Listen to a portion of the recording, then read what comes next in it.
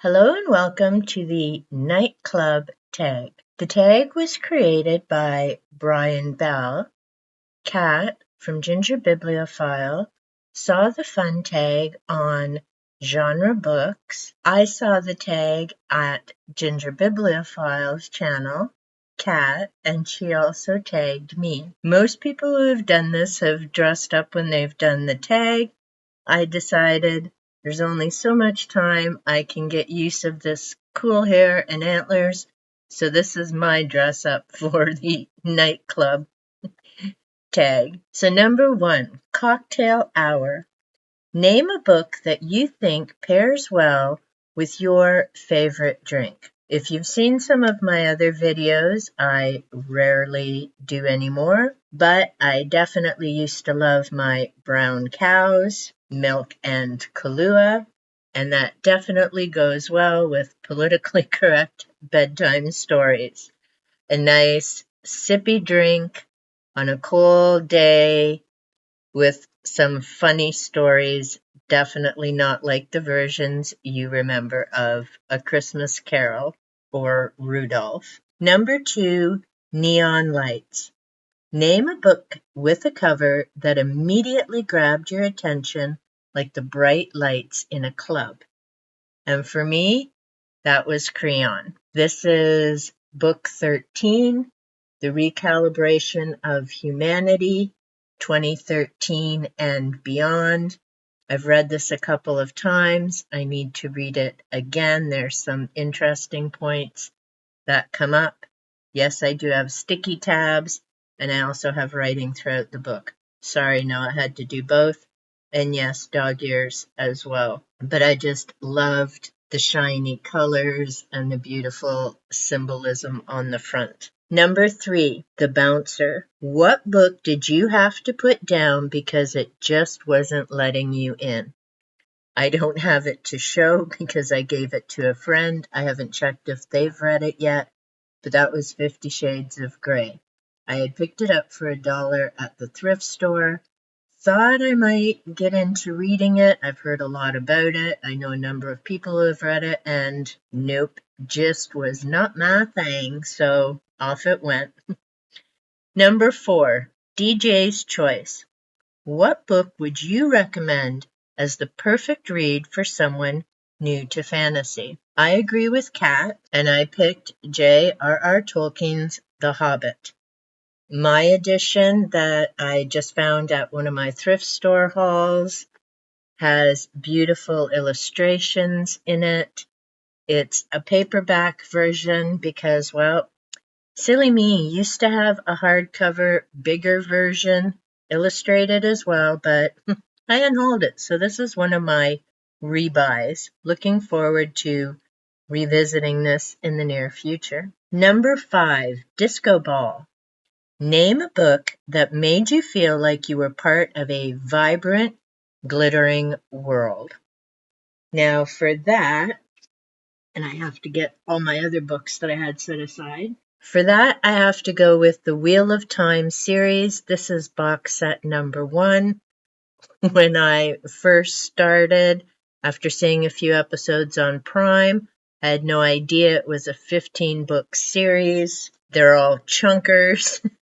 And I ended up reading the entire series over the course of 2022 to help me keep up with all the different characters, locations, and all the rest of it. My husband bought me The World of Robert Jordan's The Wheel of Time. This is by Robert Jordan and Teresa Patterson. It's a great addition to trying to figure out all the characters and the series. The Dance Floor Diva. What book had you dancing with excitement from the first page to the last? That definitely this year was Blackwater, a series I had started over 40 years ago, but unfortunately my library didn't have I think it was the last 2 books. Thanks to my hubby, he purchased the one big chunkster that includes all 6 books of the series. I definitely wanted to know how it ended, so I managed to knock it off in about a week. Yes, I spent a lot of hours reading, but I finally found out how the story ended. So silly me noticed that I skipped prompt number 7. Good thing I caught that while I was editing. Guest list. Which author would you invite to an exclusive book-themed party and why? The author I picked was Starhawk. I enjoy her writing. I enjoy her discussions. I started reading her with The Spiral Dance. I've talked about The Earth Path in other videos. I also have her pagan book of Living and Dying, and I've recently picked up one of her fictional books as well as her other book. So I would just really enjoy meeting her.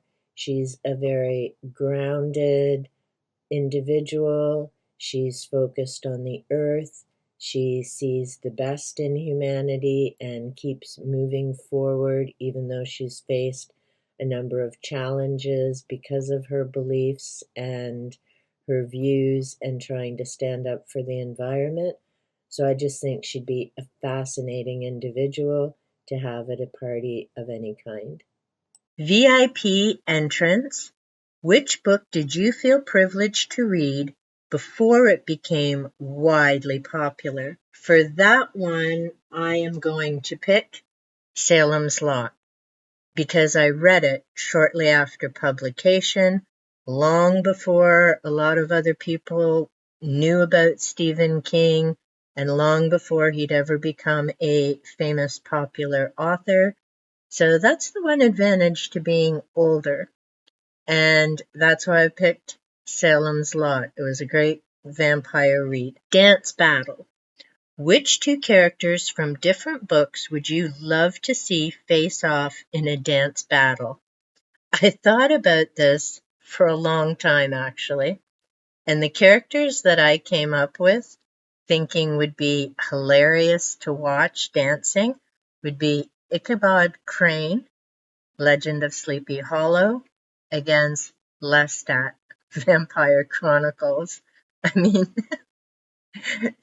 they could relate to the same time periods, but two very different individuals with dance moves, I'm thinking. Midnight Read.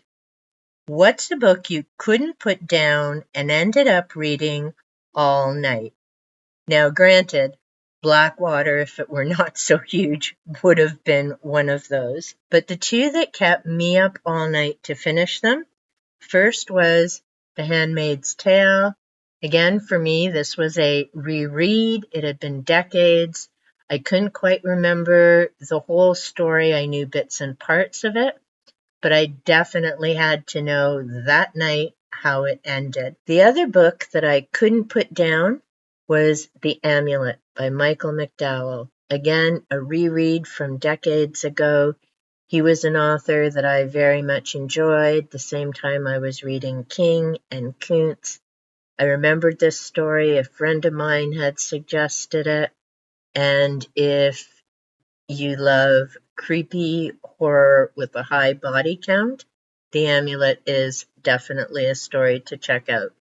Because as one author described Michael McDowell, yes, things in his stories start bad and then they just get way, way worse. So there's no happy tra-la-la-la slow time into what's happening. You're like, boom, right into it from the get-go. After Party. What book left you with a hangover, unable to start a new read immediately after finishing it? I can't think of a single one. I read a wide range of genres. If you've seen some of my other videos or some of my organizing my bookcase videos, it's fiction, nonfiction, horror, suspense, astronomy, astrology, ancient Egypt. I'm all over the place. So if a book leaves me with a me feeling, then I have something else to go to.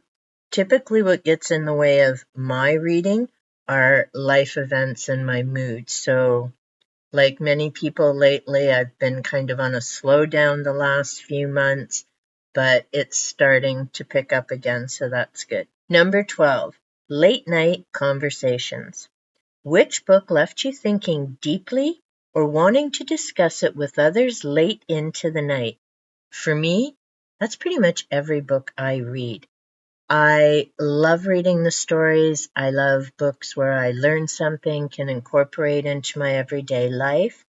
But a big part for me is also being able to chat with other people on about what was their experience, what were their thoughts, what did they think about these characters or how the events happened.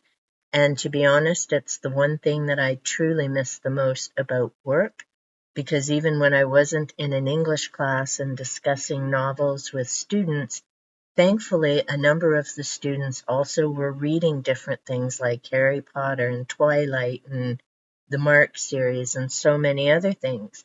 So even during the lunch break or what have you, there were always discussions about different books. In fact, it's because of the discussions with students that I ended up reading the Harry Potter series, the Mark series.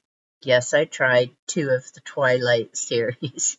So for me, every book can lead to a discussion. That is the 12 prompts from the Nightclub tag.